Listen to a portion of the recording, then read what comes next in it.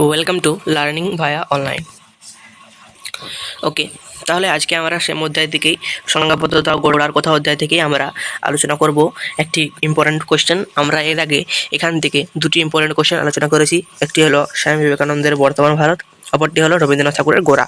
ঠিক আছে, তাহলে আজকে আমরা আলোচনা করব একটি 4 ও 8 নম্বরের একটি কোশ্চেন। ঠিক আছে, অর্থাৎ এই কোশ্চেনটি 4 নম্বরে পড়তে পারে এবং 8 নম্বরে পড়তে পারে। একটা স্ট্যান্ডার্ড নোট আমি দিয়ে দিয়েছি, পিডিএফ নোট, যেটাকে ভালো করে মুখস্থ করলেই তোমরা যেটাকে যদি 8 নম্বর পড়ে 8 নম্বরে লিখতে পারবে, এবং 4 নম্বর পড়লে কতগুলো পয়েন্ট বাদ দিয়ে 4 নম্বরেরও লিখতে পারবে। এবং খুব ছোটো ছোটো পয়েন্টে সোজা সোজা বাংলা ভাষায় নোটটি তৈরি করা হয়েছে, সকলেই দেখবে। তো চলো আজকে ক্লাসটি শুরু করছি। তাহলে প্রশ্নগুলো দেখো। প্রথম প্রশ্ন এরকম পড়তে পারে, গগনেন্দ্রনাথ ঠাকুরের আঁকা বিভিন্ন ব্যঙ্গচিত্র কীভাবে ঔপনিবেশিক সমাজের সমালোচনা ফুটে উঠেছে? ব্যঙ্গচিত্রে কীভাবে ঔপনিবেশিক সমাজের সমালোচনা ফুটে উঠেছে। অথবা পড়তে পারে, গগনেন্দ্রনাথ ঠাকুর ব্যঙ্গচিত্র কীভাবে তুলে ধরেছিলেন। অথবা টিকা লেখা পড়তে পারে, গগনেন্দ্রনাথ ঠাকুরের ব্যঙ্গচিত্র। ঠিক এরকম 3টি প্রশ্ন আমাদের পড়তে পারে। 3টি প্রশ্নের উত্তর কিন্তু সেম হবে। ঠিক আছে, প্রথম বলছিলাম যে প্রশ্ন 4 মার্কসে পড়তে পারে বা 8 মার্কসেরও পড়তে পারে। যেটা পড়ুক আমি একটা নোট দেবো, নোটটা ভালো করে মুখস্থ করলে 4 বা 8 তোমরা নিজের মতো লিখতে পারবে। ওকে, উত্তর লিখবে এখানে, রাইট? উত্তর লিখে এখানে মাঝে একটা হেডিং দেবে, গগনেন্দ্রনাথ ঠাকুরের ব্যঙ্গচিত্রে ঔপনিবেশিক সমাজের সমালোচনা। গগনেন্দ্রনাথ ঠাকুরের ব্যঙ্গচিত্রে ঔপনিবেশিক সমাজের সমালোচনা, রাইট? এবারে চলে যাবো নেক্সট পেজে। তারপরে দেবে ভূমিকা পয়েন্টে লিখবে, অবনীন্দ্রনাথ ঠাকুরের দাদা গগনেন্দ্রনাথ ঠাকুর ছিলেন একজন বিশিষ্ট চিত্রশিল্পী। তাহলে অবনীন্দ্রনাথ ঠাকুরের দাদা গগনেন্দ্রনাথ ঠাকুর ছিলেন একজন বিশিষ্ট চিত্রশিল্পী। তার আঁকা বিভিন্ন ব্যঙ্গচিত্র সমকালীন ঔপনিবেশিক সমাজের প্রতি সমালোচনা ও বিদ্রূপ লক্ষ্য করা যায়। তার আঁকা বিভিন্ন ব্যঙ্গচিত্রে ঔপনিবেশিক সমাজের প্রতি সমালোচনা ও বিদ্রূপ লক্ষ্য করা যায়। এটা একটা ভালো ভূমিকা পয়েন্ট দেবে। তারপরে 1 নম্বর পয়েন্ট শুরু করবে, বিভিন্ন ব্যঙ্গচিত্রের পয়েন্টে তোমাদেরকে শুধু কতগুলি ব্যঙ্গচিত্রের নাম মনে রাখতে হবে এবং তার পাশাপাশি ডেটগুলো মনে রাখতে হবে, যে কখন ব্যঙ্গচিত্রগুলি আঁকা হয়েছিল এবং কে করা হয়েছিল। ঠিক আছে, তাহলে গগনেন্দ্রনাথ ঠাকুরের আঁকা ব্যঙ্গচিত্র সংকলনগুলির মধ্যে উল্লেখযোগ্য হলো 3 খণ্ডে প্রকাশিত। একটা হচ্ছে অদ্ভুত লোক 1915 খ্রিস্টাব্দে, অদ্ভুত লোক 1915 খ্রিস্টাব্দে, বিরূপ ব্রজ 1917 খ্রিস্টাব্দে এবং নয়া হুল্লোড় 1921 খ্রিস্টাব্দে। তার আঁকা কয়েকটি উল্লেখযোগ্য ব্যঙ্গচিত্র হলো জাতাসুর, পরাভূতের কাকলি, বিদ্যার কারখানা, বাকযন্ত্র প্রভৃতি। গগনেন্দ্রনাথ ঠাকুরের আঁকা 3টি এখানে ইম্পর্টেন্ট মনে রাখতে হবে। একটা হচ্ছে অদ্ভুত লোক, বিরূপ ব্রজ, নয়া হুল্লোড় এবং সালগুলি পাশাপাশি। এবং তারপরে আরও কতগুলি নাম দেওয়া আছে উল্লেখযোগ্য ব্যঙ্গ, জাতাসুর, পরাভূতের কাকলি, বিদ্যার কারখানা, বাকযন্ত্র প্রভৃতি। জাস্ট এরকম কথাগুলি মুখস্থ রাখতে হবে। ঠিক আছে, ওকে। দ্বিতীয় পয়েন্টে কি বলছে, উচ্চবিত্তদের সমালোচনা। গগনেন্দ্রনাথের বিভিন্ন ব্যঙ্গচিত্রে সমাজের ধনী ও অভিজাত শ্রেণীর ক্রিয়াকলাপ এর সমালোচনা করা হয়েছে। তাদের অহংকার, সামাজিক ও রীতিনীতি, মধ্যবিত্ত নিম্নবিত্তদের সঙ্গে তাদের দূরত্ব, প্রতিভা প্রভৃতি নানা বিষয় ব্যঙ্গচিত্রগুলিতে নিন্দার দৃষ্টিভঙ্গিতে তুলে ধরা হয়েছে। তাহলে ধনী ও অভিজাত শ্রেণীর বিরুদ্ধে এখানে ব্যঙ্গচিত্রে কি সমালোচনা করেছেন গগনেন্দ্রনাথ ঠাকুর। তাদের অহংকার, সামাজিক চলন। ঠিক আছে, এখানে চা করা হয়েছে, এটা সামাজিক চা হবে না, এটা হবে সামাজিক চালচলন, রাইট? সামাজিক চালচলন, এই জায়গাটা সামাজিক চালচলন হবে, লিখে নেবে।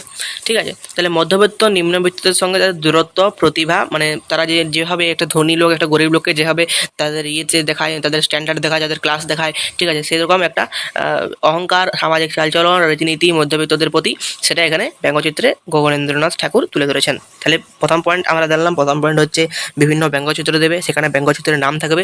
দ্বিতীয় পয়েন্ট হচ্ছে উচ্চবিত্তদের সমালোচনা, সেখানে শুধু উচ্চবিত্তদের যে সম্পর্ক থাকবে সমালোচনা নিয়ে, মানে কীভাবে তারা ধনী গরিবদেরকে করছে। ঠিক আছে, 3 নম্বর পয়েন্ট দেবে বাবু সংস্কৃতির সমালোচনা। ব্রিটিশ শাসনকালে বাবু নামে পরিচিত শিক্ষিত ও পাশ্চাত্যের অনুরাগী এক শ্রেণীর বাঙালির সমালোচনা ফুটে উঠেছে। তাহলে ব্রিটিশ শাসনকালে বাবু নামে পরিচিত শিক্ষিত ও পাশ্চাত্যের অনুরাগী এক শ্রেণীর বাঙালির সমালোচনা এখানে ফুটে উঠেছে। বাঙালির সমালোচনা ফুটে উঠেছে গগনেন্দ্রনাথের চিত্রে। একটি কার্টুন দেখা যায় যে এক বাঙালি বাবু সাহেব হিসেবে নিজেকে তুলে ধরতে চাইলেও সহজে তিনি বাবু বলে পরিচিত হন। বিবাহ সম্পর্কে বাঙালিদের দৃষ্টিভঙ্গিও তার ব্যঙ্গচিত্রে উঠে এসেছে। তাহলে আমরা এখানে পয়েন্টটা পড়ে কি জানলাম, যে বাবু নামে পরিচিত ব্রিটিশ শাসনকালে একটি মানুষ, যে একটি কার্টুনে দেখা যায় যে একটি বাঙালি বাবু সাহেব হিসেবে নিজেকে তুলে ধরতে চাইলেও সমাজে তিনি বাবু বলে পরিচিত হন। তাহলে সাহেব হিসেবে নিজেকে তুলে ধরতে চাইলেও সমাজে তিনি বাবু বলে পরিচিত হন। এটা একটা চিত্র এখানে দেওয়া আছে, দেখতে পাবো তোমরা চিত্রটাকে। গগনেন্দ্রনাথ ঠাকুরের আঁকা জাতাসুর চিত্র এটি। ঠিক আছে, ওকে, নোটের মধ্যে আছে। 4 নম্বর পয়েন্টে দেবে পাশ্চাত্য অনুরাগের সমালোচনা। পাশ্চাত্য সভ্যতা ও সংস্কৃতির অন্তর্ভুক্ত এক শ্রেণীর বাঙালির সমালোচনা ফুটে উঠেছে গগনেন্দ্রনাথের বিভিন্ন চিত্রে। তাহলে পাশ্চাত্য সভ্যতা ও সংস্কৃতির অন্তর্ভুক্ত এক শ্রেণীর বাঙালির সমালোচনা ফুটে উঠেছে গগনেন্দ্রনাথের বিভিন্ন চিত্রে। একটি চিত্রে দেখা যায় একজন বাঙালি নারী বাংলার শাড়ি এবং ইউরোপের জুতো পরে ইউরোপীয় পুরুষদের সঙ্গে নৃত্য করেছেন। তাহলে কি পয়েন্ট ছিল পাশ্চাত্য অনুরাগের সমালোচনা, অর্থাৎ পাশ্চাত্য সভ্যতা ও সংস্কৃতির অন্তর্ভুক্ত এই ব্যঙ্গচিত্রের মধ্যে তুলে ধরেছেন আমাদের গগনেন্দ্রনাথ ঠাকুর। এবং এখানে দেখা যায় একজন বাঙালি নারী বাংলার শাড়ি এবং ইউরোপের জুতো পরে ইউরোপীয় পুরুষদের সঙ্গে নৃত্য করেছেন। ওকে, 5 নম্বর পয়েন্ট দেবে নিম্নরুচির সমালোচনা। সমকালীন কিছু বাঙালি নিম্নরুচি গগনেন্দ্রনাথের চিত্রে নিন্দিত হয়েছে। সমকালীন কিছু বাঙালির নিম্নরুচি গগনেন্দ্রনাথের চিত্রে নিন্দিত হয়েছে।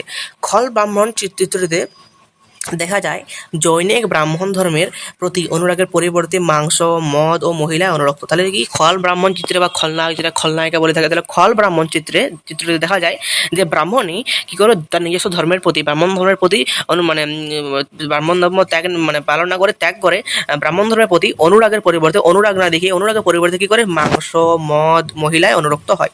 ঠিক আছে, তাই এটা আমরা খল ব্রাহ্মণে পেয়ে থাকি। তাই পয়েন্টে হচ্ছে নিম্নরুচির সমালোচনা। ওকে, নেক্সট পয়েন্ট বলেছে 6 নম্বরের পয়েন্ট আছে নারীর প্রতি কুদৃষ্টি সমালোচনা। নারী জাতির দুর্দশার প্রতি গগনেন্দ্রনাথের কোনো ব্যঙ্গচিত্রে তুলে ধরা হয়েছে। একটি চিত্রে তিনি স্বামীর মত্ততা এবং স্ত্রীর আচরণ সম্পর্কে এঁকেছেন।